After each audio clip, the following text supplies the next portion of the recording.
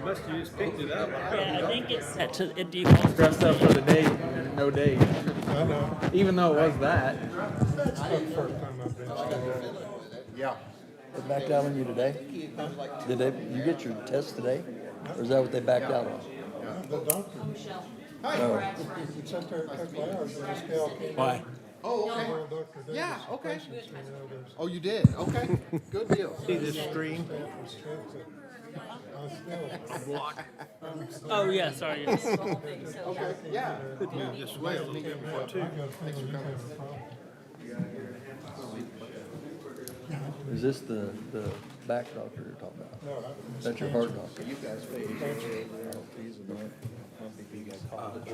Get that checked today. I was hoping I was gonna get told I was clear. What is that, for mowing and stuff? What is it? Yeah, mowing.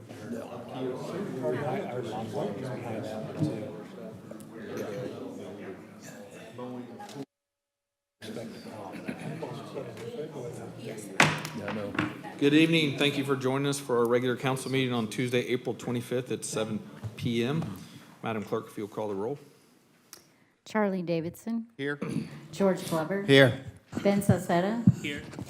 Charles Schwenke, Here. Tom Jones, Here. George Capps, Here, Brandy Bailey, Here. Jim Schrader. Here. Mr. Mayor, you have a quorum. Thank you. We'll begin with our invocation with Pastor Jerry Elder, if you'll come forward, and then our pledge will be led by Councilman Capps. Council members. Our Father, we come to you tonight with grateful hearts, rejoicing that you are a God that hears when we pray. Father, I want to pray for this council and the mayor of this city, of Park City. Lord, they're going to make decisions tonight, and every decision they make will affect somebody in Park City, if not everyone in Park City. So, Father, we pray that you'd give them wisdom and direction from above. And we pray for them, Lord, as they endeavor to serve Park City as servants, and Lord, as they serve you by serving others. We know that the government is an institution by God and for his people, and we ask your blessings on this council tonight. We pray these things in the strong and powerful name of Jesus. Amen. I pledge allegiance to the flag of the United States of America and to the republic for which it stands, one nation, under God, indivisible, with liberty and justice for all.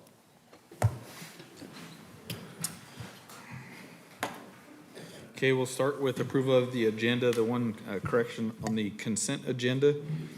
It says the minutes are April 11th when it should say, did I say that backwards? Yes, you did. It says that they're March 28th. They are the April 11th, and they're included in the packet as April 11th minutes. Thank you. So if, I would move to approve the agenda with the consent agenda modified from the minutes of March 28th to the minutes of April 11th, 2023. thank you, Jim. Ben? Second that. Okay, seeing no further comments, all in favor? Aye. Motion passes 8-0. Next, we'll awards and presentations.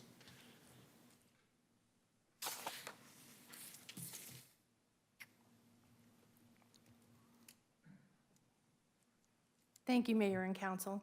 This evening, we do have a proclamation on Arbor Day, and some of the residents of the city probably are not aware that we have an arborist on our staff, and that in addition to that, Park City has long been part of Tree City USA. Our arborist is here this evening. I'd like to have him come up very briefly. Bruce.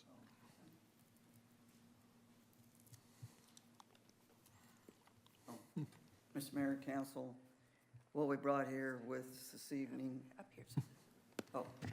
what we brought here with this evening is our 23rd Tree City USA Award we've had. We've been out for 23 years now.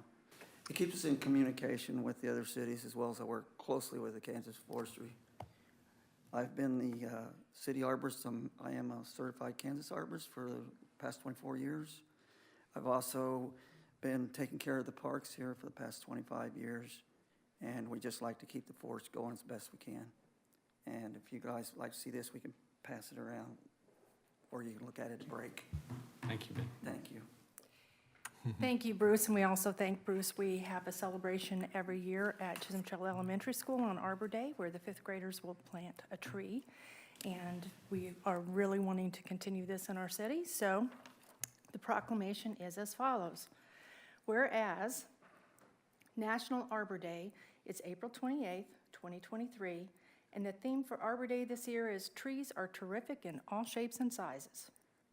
Whereas in 1872, the Nebraska Board of Agriculture established a special day be set aside for the planting of trees.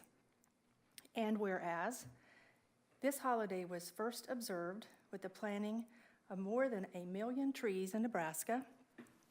And whereas Arbor Day is now observed throughout the nation and the world.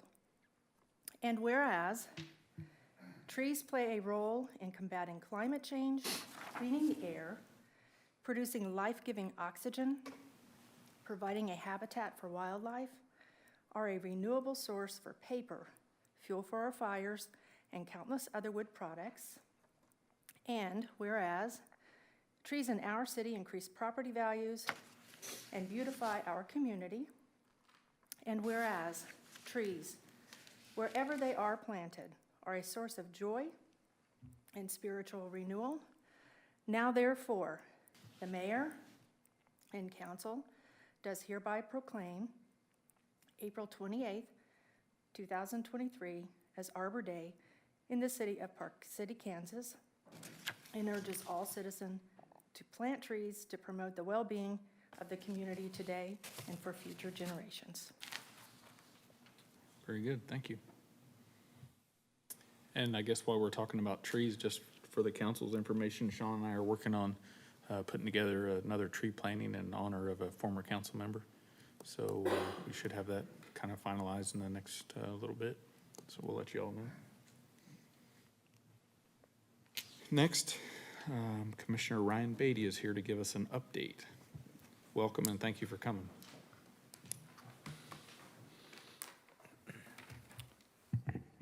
Well, good evening, Mr. Mayor, council members, city administrator, and staff. Appreciate the opportunity to join you this evening and formally provide a county update. For the record, my name is Ryan Beatty. I'm your newest Sedgwick County Commissioner for District 4. And my hope is that you'll allow me to do this on more of a quarterly basis, if it's permissible to staff and to the council. And really, what I want to do is just come and give an update, give you a quick rundown, things that we're doing at the county, particularly things that are impactful to Park City. And I feel these are important, and I feel it's important that, that you see a county government that's involved. You see a county government that's collaborating and working to support the interests of Park City and your local leadership. So my hope is to do this on a quarterly basis, and hopefully it's insightful. So 4 things tonight that I'd like to share. The first is the last 60 days we've had 2 new appointments in Sedgwick County government. You know both of them. The first is Lynn Packer as our new Public Works Director. Many of you have known Lynn because he's been around for over 20 years with the Public Works Department. Lynn was an easy choice, probably the easiest vote I've had since I've been on the commission so far.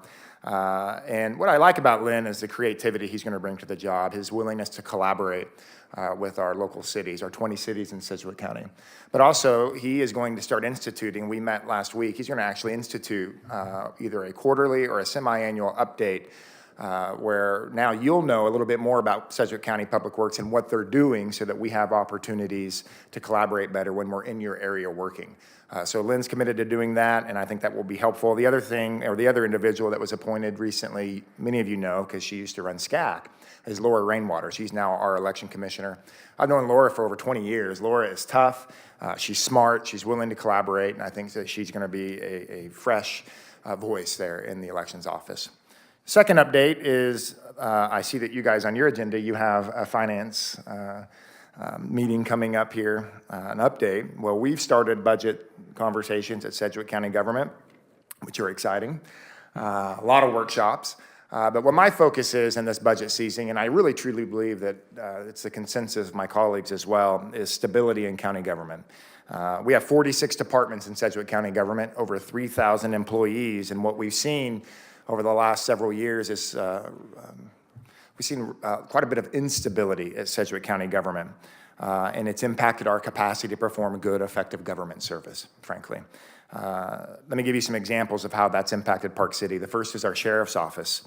At the end of March, the numbers were we were down 85 deputies in our sheriff's departments. Sheriff Easter was actually pulling commissioned deputies off of the streets to work shifts in the jail. Sheriff Easter himself is actually working shifts in our jail. At the end of March, we had just over 1,200 inmates and 87 murder suspects in our Sedgwick County Jail. At the beginning of the year, we had 121 murder suspects in our Sedgwick County Jail. That's an unprecedented number. If you'll ask Sheriff Easter, he'll tell you that a third of our inmates in the jail have a mental health crisis, and 2/3 are suffering from a substance abuse crisis or a disorder of some sort, an addiction of some sort. So it's perilous in our jail right now, and Sheriff Easter is he's really seeking some staffing stability so that he can perform some of the necessary reforms that we need in the jail to deal with the mental health and our substance abuse crisis. If you look at our Regional Forensic Science Center, we are backlogged right now 300 toxicology reports. So many of you have heard about the fentanyl crisis that we're enduring. And Chief, you're very much in the loop on what's happening here and fighting this here in Park City as well. We hear numbers about the incremental overdose increases that we've seen in our community, and those numbers are perilous. I mean, they are staggering numbers. But those numbers aren't the complete picture. We still have 300 backlog toxicology reports where we're estimating probably a third, if not more, are related to fentanyl. So this crisis isn't quite as, let me rephrase this. This crisis is actually more damaging to this community than what we know of right now because of the backlog in toxicology reports. We see ComCare. ComCare at one point, the end of last year, was down 200 full-time employees at ComCare. A significant number when all of us are aware of the mental and behavioral health crisis that we're experiencing in our community. Frankly, ComCare hasn't had the capacity to meet the need. Talk to any teacher in any school and they will tell you what's happening in our classrooms and what we are simply not prepared to endure as a community in the behavioral health fight. And ComCare has experienced significant instability in staffing. And lastly, and it was publicized nationally, what we saw with EMS. EMS from 2019 and 2020 lost a third of their paramedics, putting people's lives in danger, frankly. The response time nationally with EMS was a little over 7 minutes, and in many parts of our community and our county, we were seeing 25-minute response times with EMS. Again, this is a stability issue, issues that we have to work with pipeline, with employees, but also with competitive wage and strategic reforms, and that's what we're dedicated in doing with this budget. So we'll give you more updates as we work on those things, but it is budget season in Sedgwick County, and there's a lot of work to be done. Third update is mental and behavioral health. I referenced it with ComCare, but there's been some significant movement in this space here this month, and hopefully we're going to have some really good news to report by the end of the week. We just recently entered into an MOU with the state that we are going to actually build, Sedgwick County will actually build a 50 to 100 bed state mental health hospital in Sedgwick County. And then we will hand it over to the state once the project is completed. And some people have asked, why did we choose to go this route with the MOU? It's our opinion with the BOCC that if we want to see this project move forward quickly, and we believe it needs to move forward quickly, that we have capacity that needs to be met. We've had people in our Sedgwick County Jail waiting 15 to 18 months on a bed in Larned, a state mental health hospital, that are just waiting because of the lack of bed space. We felt like in order to move this project forward quickly, that the county would have to take the lead in the architecture, the site selection, the design, and the build. And that's what we've entered into agreement with the approval of the state and their signature on the MOU. So we're hoping that we'll get approval this week with the Spark grant for $25 million. Plus another $15 million that's already appropriated to the project will give us the capacity to really begin the construction on the state mental health hospital.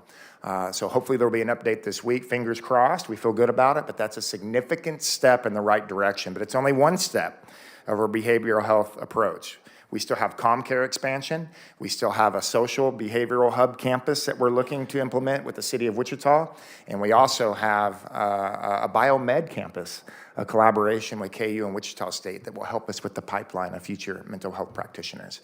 Big things coming. I truly believe, and I've said it for a year now, that if we can move these things forward in collaboration with our partnerships from the state, the county, the city, nonprofit, and our academic and business community, that we could be the gold standard nationally for how a community collaborates to deal with behavioral health needs. I think we're heading in that direction, and it's my intent to push those things through. Lastly, I want to give an update on Sedgwick County Fire District 1. So I am the only county commissioner that actually lives in the fire district, and like you, pays the 17.9 mils of property tax to our fire district.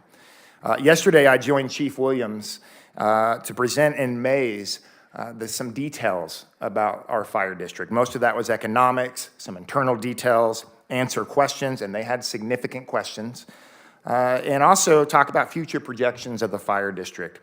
It gave us an opportunity also to share a little bit about the steering committee that we're shaping right now, with 9 picks on a steering committee that would serve as an advisory board for the fire district.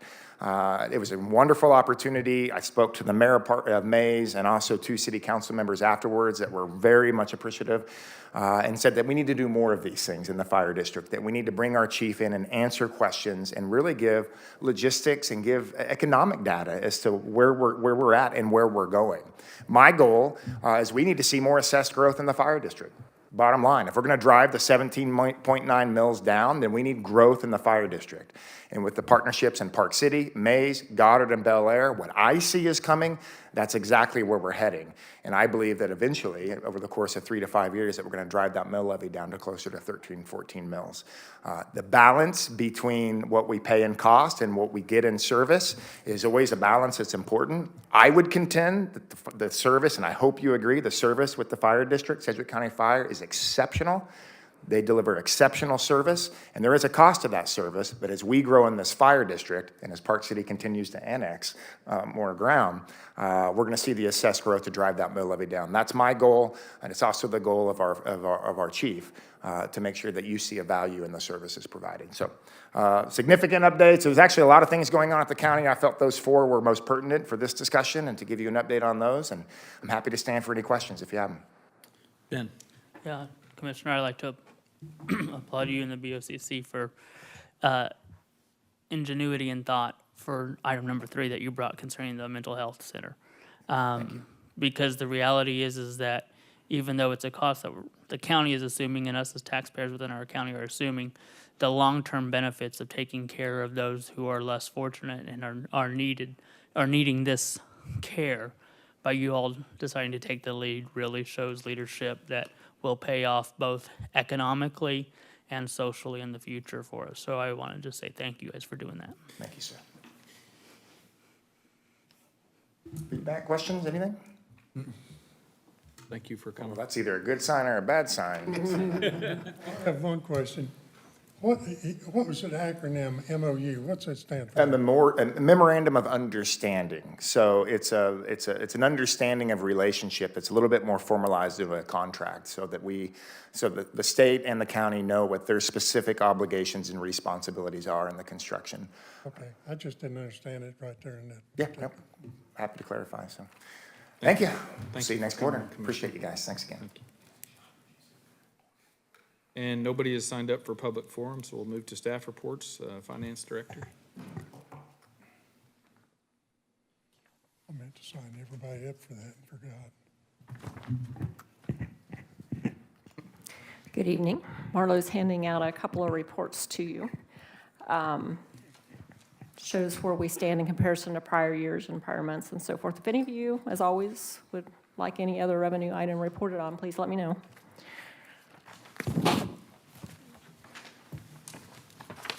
The sheet on the top would be the tax distributions. It provides the current year-to-date collections as well as the annual amounts received in the prior 4 years. A few rows up from the bottom of the report, the row labeled subtotal property taxes shows you how much we've been increasing in property tax collections each year due to increasing valuations while maintaining the same mill levy. Below that is the percentage increase over the prior year collections. Right below the percentage increase row are the final mill levies for each year. Our 2023 year-to-date collections have increased 19.7% over collections for the same period last year.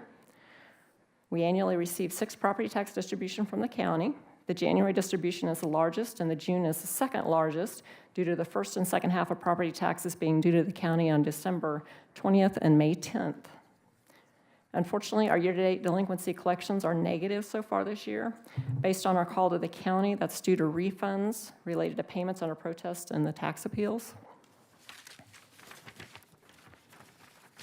If anybody has any questions about that, if not, I'll move on. Second report.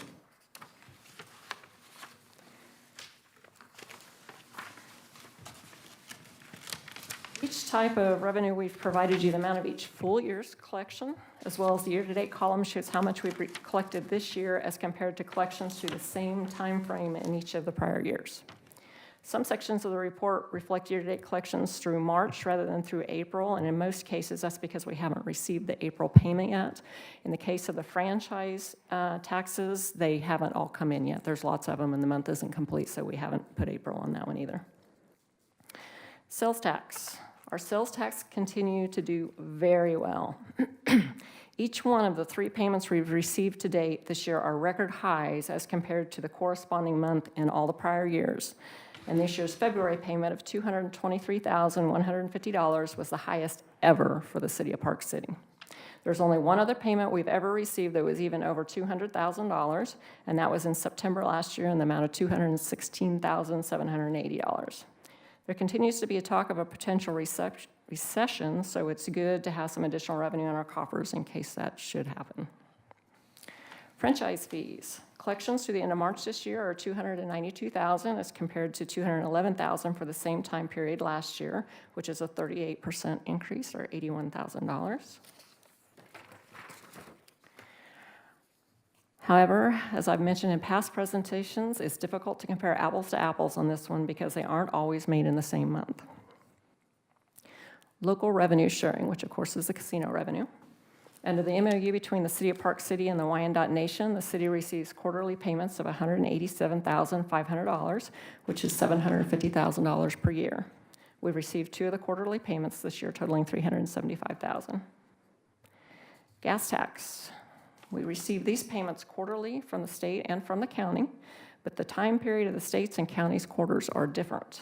To date, we've received 2 quarters of the state's payments, but only 1 quarter of the county's payments. Our total year-to-date collections through April this year have finally exceeded the previous high in 2020 for the same 4-month time period. The first quarterly state payment we received this year is the highest we've ever received in any quarter, and the 1 quarterly county payment we received in March is a little higher than we received in any prior's March payment. Given that the gas tax payments nowhere near cover the costs of our street work, it's nice to see some increase in that revenue. In 2022, less than a third of the streets-related costs were paid with the gas tax. We received only $321,000 in gas tax revenue, and the city subsidized an additional $720,000 through a transfer from the general fund to the Streets and Highways Fund. That transfer was equivalent to 7.19 mils. For the 2023 budget, due to council desiring to see more streets and sidewalk improvements, as well as the need for a new backhoe, the city is supplementing the fund with a transfer of $1,576,000 from the general fund, and that's equivalent to 12.25 mils. It's nearly 5 times the amount of the full year's gas tax received last year. If you recall, the gas tax is based on gallons, not dollars, purchased at the pump. I've personally been noticing a lot more electric cars on the road, and the federal government is encouraging a lot more of that. So unless the method of calculating the gas taxes change, we could potentially soon be seeing decreases in collections each year rather than increases. Transient guest tax. Collections decreased 23% from 2021 to 2022. We have only received 1 quarter distribution in 2023, but it's unfortunately the lowest that we've ever received for the first quarter payment in the history of our Encode software. Although only $123 less than the prior lowest first quarter payment, which was in 2012. As we previously discussed, although there are a couple reasons collections are down, the biggest reason is the Best Western Hotel and Convention Center was purchased in December of 2021. By Word of Life Ministries and schools, and the facility is being used for a different purpose. With the considerable amount of activity that has been proposed for Park City, it's anticipated there will be more hotels constructed in the future, which would increase the future tourism tax collections once they open and have begun remitting tax on those to the state. In the meantime, CNT has cut back on the amount they allocate to promote tourism in order to avoid depleting the funds. Therefore, the unencumbered cash in the fund remained approximately the same from the end of 2021 to the end of 2022, which is about $535,000. Liquor tax. We ended 2022 with a bang. At $169,165, our 2022 collections increased 125%, more than double, over the amount of the 2021 collections. Although the first quarterly payment received in 2023 dropped nearly 16% from last year's first payment, it's still more than double the amount of the first quarterly payment in all the prior years prior to 2022. Interest. In 2019, pre-COVID, the city received interest income totaling $246,000 for the full year. Interest dropped drastically to $35,500 in 2020 and $2,500 in 2021. Fortunately, interest earnings have substantially increased in 2022 and 2023. In the first 3 months of this year, the city funds have earned $125,860. As you can see in the next section on the report, KMIP rates have steadily increased since their low at the end of March 2020, that was 0.001%. Emprise is unfortunately still at 0.07%, where it's been since the beginning of October 2020. As usual, there's a couple of additional items I'd like to update you on. The ARPA funds, as you're aware, the city received an ARPA federal grant allocation of $1,184,857. For small entities that have received ARPA funds, April 30th is the deadline each year to complete and submit a project and expenditure report. It goes to the U.S. Treasury through their online portal. Even if entities haven't spent any of the funds, which Park City hasn't, we are still required to submit the report by April 30th every year. As I reported to you a year ago, very late in the process, the U.S. Treasury tremendously simplified the reporting process for entities receiving less than $10 million in ARPA funding and claiming the full award under the revenue replacement category for spending the funds. They, of course, saw fit to change the report enough this year from last year's. I had to, again, watch some training last week to know how to complete it. However, it does appear the report itself remains fairly easy to complete, especially since we don't have any expenditures to report yet. Hopefully, they've resolved all the technical issues I encountered last year. Also, just a reminder that ARPA funds need to be obligated by December 31st of 2024 and fully expended by 12/31 of 2026.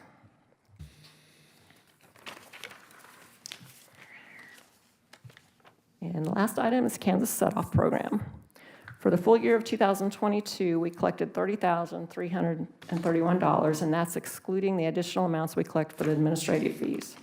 Our 2023 year-to-date collections are $10,151. That's about $6,700 less than I reported to you about the same time last year.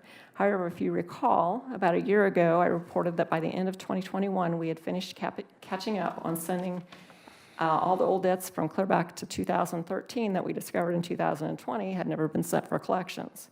Having that very large volume of debts, both in number and total dollar amount, submitted to set-off during the 2-year period substantially increased our set-off collections. Those that set-off could easily collect were collected very quickly. Now, and as we continue to move forward with a more normal level of submissions of unpaid debts to the set-off program, I believe we are and will continue to be in a more normal level of collections. That's the extent of my report. I would be glad to answer questions. Thank you, Dee. Jim? I just had one question. What drove the increase in the liquor tax? I wish I could tell you that. You can't More track sales, through. but This is a big increase. it is a It's just- huge increase, yes. Okay. And interestingly, back in COVID, when everybody was saying, you know, everybody's drinking so much alcohol, Park City was low. So I don't know if we're making up for lost time or what, but Yeah, I'd be curious to know what's behind that. yeah. Thank you, Jim. Ben? Yeah, I had a couple questions, Dee. So you mentioned the interest rate right now currently at Emprise is what, 0.7, is that what you said, or 0.0? 0.07. 0.07. if I remember correctly, we have to hold our accounts within banks within the city limits, is that correct? Or that do business in Park City? That's my understanding.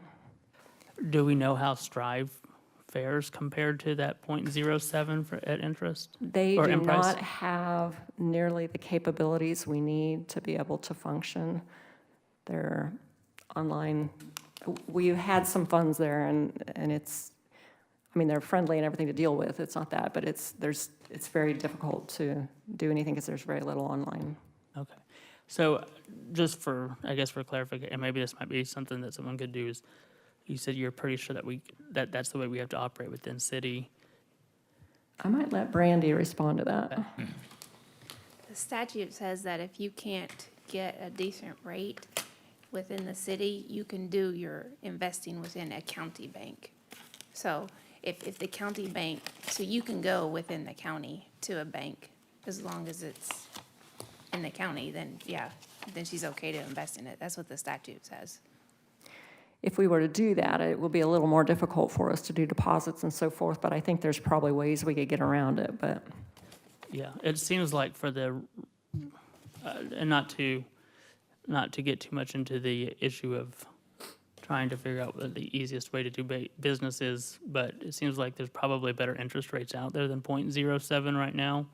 And it seems Absolutely. like for the amount of money that we have in, it would probably make sense to maybe shop that. That'd be a thought that I would have just based upon the fact that 07 right now is not good. Yeah. So that would be a recommendation. I don't know how the rest of the council feels. I just feel like we could make a little bit more off of that and be better with I've that. wanted to do a request for proposals. It's just, Sure. you know, we have a lot on our plate right now. And Yeah, and I understand that, especially right now with budget season coming up, so don't think it's right, but I think that'd be good. The other thing I have was concerning the ARPA funds. You said we have 1 million or so. Is that in an interest-bearing account? it Right is, now? it's in with the rest of our funds, so Okay. yes. With the way that inflation and such is going, this is just a thought, so take it for that. It seems like as inflation continues to go up and the cost of services and goods continue to go up, it would seem like we would get more for that money if we were to look at allocating for a project sooner than later. I don't know if there is one, that's just one of the thoughts I had, and maybe there's something already in mind. But just listening to that, I think if we have until 2026 to spend it, To spend it, To 2024 to obligate it. so 3 years of inflation and cost of goods could really put a damper on what that $1 million could use. So that's just my thoughts. I don't have any. I think prior to now, our talk has been plan expansion. To Tom. I was just going to make a comment on the gas tax and the transit tax. Fourth quarter of 2020 and the first 3 quarters of 21 are directly affected in these numbers. You can see right there where COVID hit, everything shut down. And the same thing with the liquor. The flip side is everybody stayed home, so they went and bought something and took it home. They paid taxes on it. So, I mean, it just follows a trend nationally, so. Thanks, Tom. Brandy. I guess back to Ben's question about the interest rate. So is it a minimal amount? What's that enterprise just to cover your daily operating expenses and then the rest at KMIP? Bailey, yes. We have to stay with under 5 million because they won't put up any collateral against it for any larger amount than that. But we try to keep under that amount. I think there's about 3 million in there right now, not counting checks that haven't cleared and so forth, but actual cash in there, but So they won't even cover the collateral over that? not over 5 million, no. Interesting. They were under collateral. There was a point where I caught it being under collateralized, and they drew the line and said, What percentage do you make them collateralize? 100%? what's that? What percentage do you make them collateralize? 100%, yes. Okay. And then, so at KMIPS, what you have invested there, is it overnight sweeps? Or is it in like a 30, 60, 90 or? It's in the overnight. It's in the overnights. Okay. Thank you, Brandy. Thank you, Dee.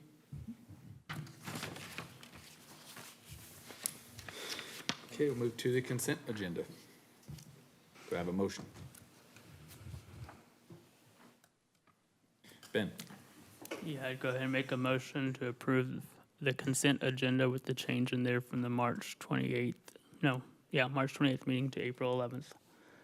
Okay, Jim? I'd second that. Okay. See no more other lights on? All in favor? Aye. All opposed? Motion passes 8-0. Okay, on to new business. Discuss and consider a supplemental agreement with Professional Engineering Consultants, PEC, for downtown district. Sean? Good evening, Mayor and Council. Back in November, Council approved a scope of services with PEC for engineering services as far as a traffic study and drainage analysis for Park Center, the downtown district. Attached is a supplemental agreement for landscape architecture and site development design services, whereas the additional items of the scope and service includes the 4-hour workshop that we had just a month ago to work on the downtown site plan, preparing a parking analysis, coordinating traffic support, presenting design options, developing a final plan review, preliminary plan for development, as well as preparing a conceptual level opinion of cost for the final plan. The proposed scope of service was originally quoted at just over $39,000 for both design services as well as plating services. But since that time period, this council has approved a development agreement with Lang that identifies that the developer is responsible for the plating. So the updated scope of service for the landscape architecture and site development design services was only for $13,500. Now, here's the thing, because your packet has and the only thing that's different in it is not the scope, but the actual dollar amount. During a meeting that we had with both the developer as well as the engineer, they all said we need to have skin in the game, so we decided to divide that and equally pay a third of it. So out of the $13,500 divided by 3, that's $4,500 each. $4,500 that PEC is taking on as the engineer for the project, $4,500 for the Lang, and then $4,500 for the city. So even though the contract, the one for the mayor's signature has the updated amount of $4,500. Staff recommends approval.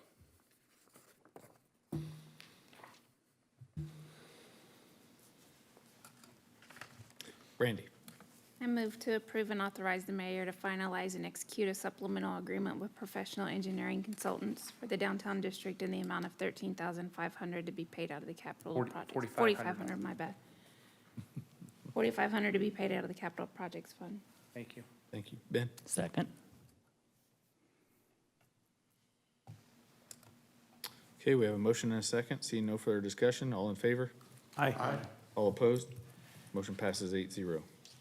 To item 5, discuss and consider authorizing the mayor to sign a cooperative agreement for the KDOT 254 management plan. Sean? Back in October of '21, so almost a year and a half ago, council approved a letter of commitment for $5,000 as part of a 30% local match in the K254 management plan to identify needed improvements to enhance the safety and allow for more efficient traffic along K254. It has taken some time, but attached is the following cooperation agreement for project KA 6499-01 that outlines the cooperative participation in the corridor management study of the corridor and the preparation of the corridor management plan from Wichita to El Dorado. The commitment that the council gave back in October of '21 was for $5,000. And yes, the next 67 pages in your packet is all KDOT.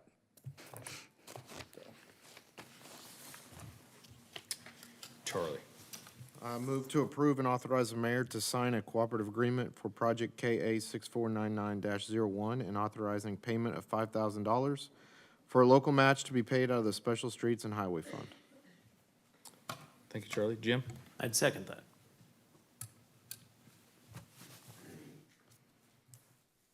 Okay, we have a motion and a second. All in favor?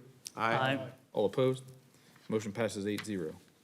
Item 6, discuss and consider resolution allowing for a public hearing for the establishment of a Star Bond District. Sean?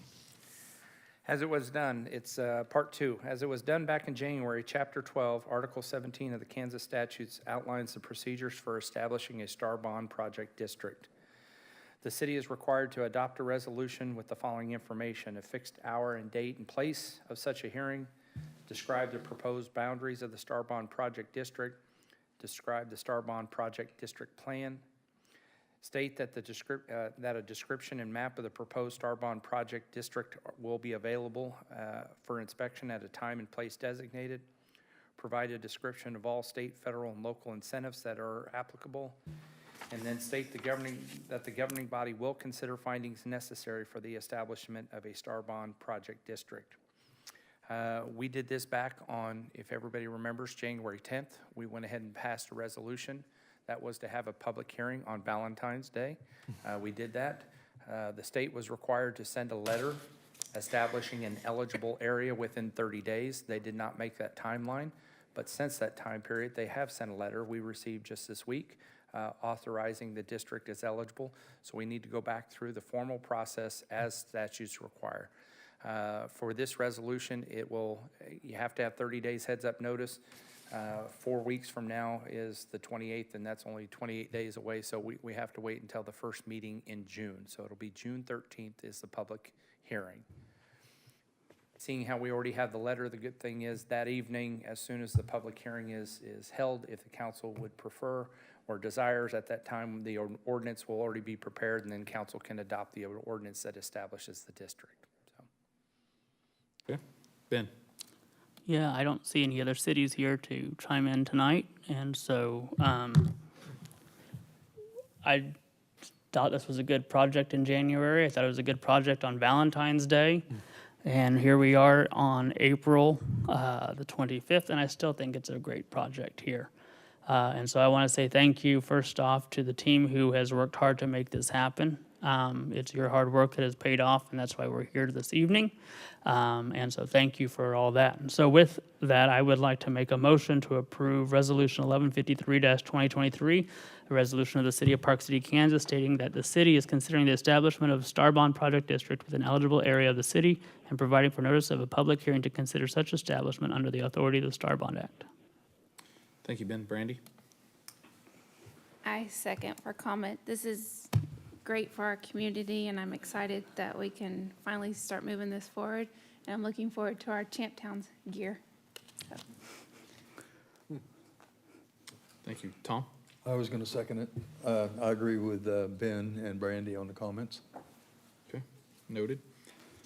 All right, seeing no further discussion, all in favor? Aye. All opposed? Motion passes 8-0.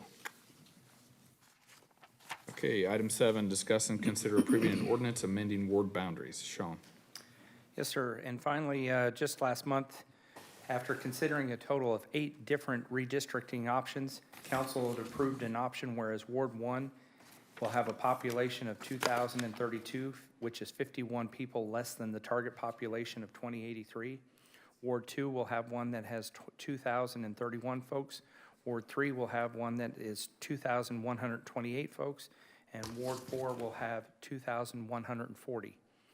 Attached is an ordinance updating the legal description of the 4 wards that, once approved, will be sent to Sedgwick County Elections Office to update the associated voting precincts.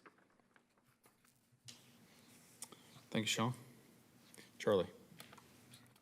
I don't have any questions on this one, so I move to approve ordinance 1165-2023, an ordinance amending section 6-202 of the municipal code of City of Park City, Kansas, pertaining to the description of the 4 election wards within the city and repealing the original said section of 6-202. Thank you, Jim. I'd second the motion. Ben? A quick question here, again, sorry, this is just a thought, but don't know.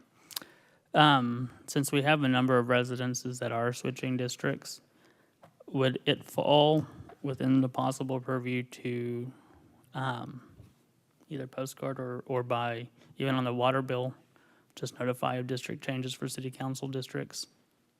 Is that something that could be? Say that again, sir. I want to make certain I Yeah, understand. so you. we have what, a few hundred people within these areas that have shifted districts somehow. Would there be any way to make any notification, or would we, I mean, obviously, I'm sure that it'll be in the post that we updated boundaries, but has there been any thought of a way to notify the change? Well, we know that there will be an article written in the Post about changing awards. I guess we could include a map of that on the website and direct people to go to the website if they're interested as far as what. My only concern is, I think what you're getting at is if you used to be in Ward 2 and now you're in Ward 1, wouldn't it be great if you got a notification? But that would require staff to go back and realize who was, Yeah, okay. you're No, talking that's fine. specific mailings for individual homes. Yeah, and it was just a thought, and I don't know the reasonableness of it, so. But yes, sir, we will definitely have the updated wards on the website. The same as just the resolution that we passed for setting the public date and hearing, we'll have that on the website as well, but. Perfect. It was just a thought, but yeah, that's a Thank good you, answer. sir. Thank you. Okay, seeing no further comment, we have a motion by Charlie Davidson, and seconded by Jim Schroeder. This will be a roll call vote. Madam Clerk? Charlie Davidson, Aye. George Glover, Aye. Ben Sosetta, Aye. Charles Schwenke, Aye. Tom Jones, Aye. George Capps, Aye. Brandy Bailey, Aye. Jim Schrader. Aye.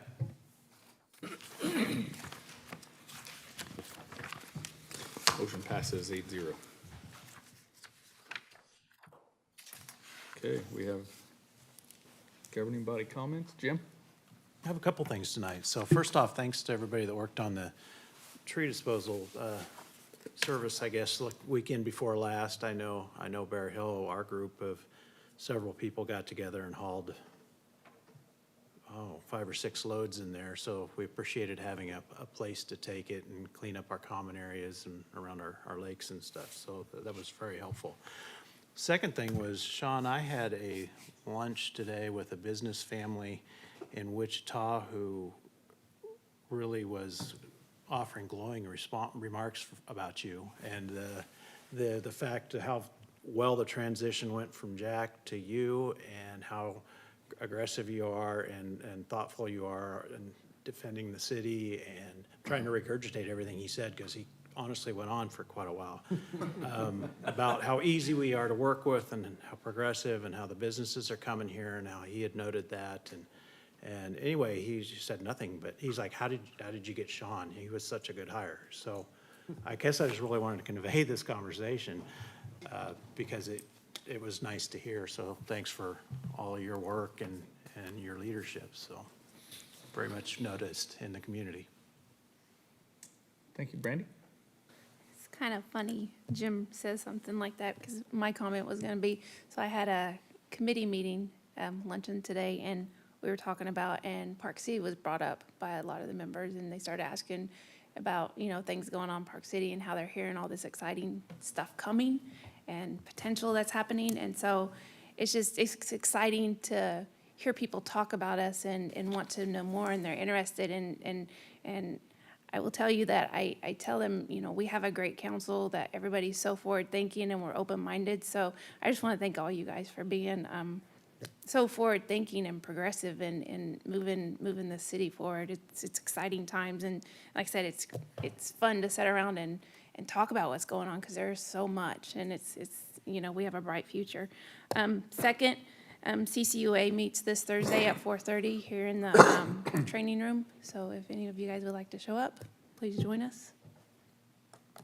Thank you, Brandy. George? Yeah, I sit and watch television, especially on a lot of sporting events. Some of our local businesses love to advertise that they're in North Wichita. And I think that it's time that something be done with the U.S. Postal Service about these codes. We are not Wichita.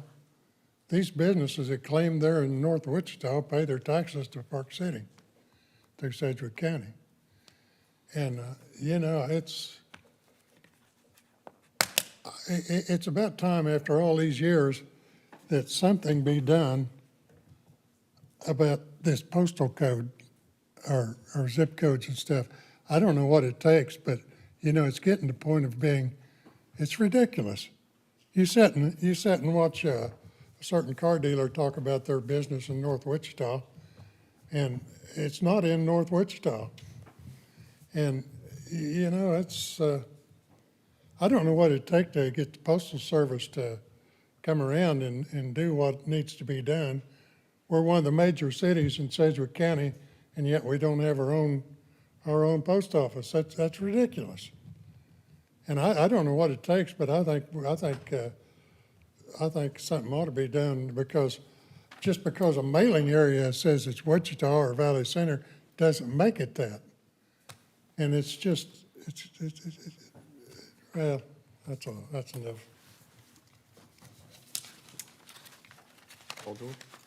Yeah. We got a partial win on that about 12 years ago, and before that, everything in Valley Center's zip code was Valley Center, period. You couldn't use Park City, the mail got sent back. But you can only do that every 10 years. And it's time to do it again, so we can start hounding them. They will not give us a zip code. We offered to build them a post office 15 years ago. There's a sticky note on the postmaster's wall in Wichita at the airport for about 4 years until he moved to Denver. Said Park City will build you a post office if you'll populate it. What you're fighting is you're fighting the smaller city post offices that don't want to give anything up. You've got a union involved. There's several other things that you have to fight to get that process changed, and they're real reluctant to do it.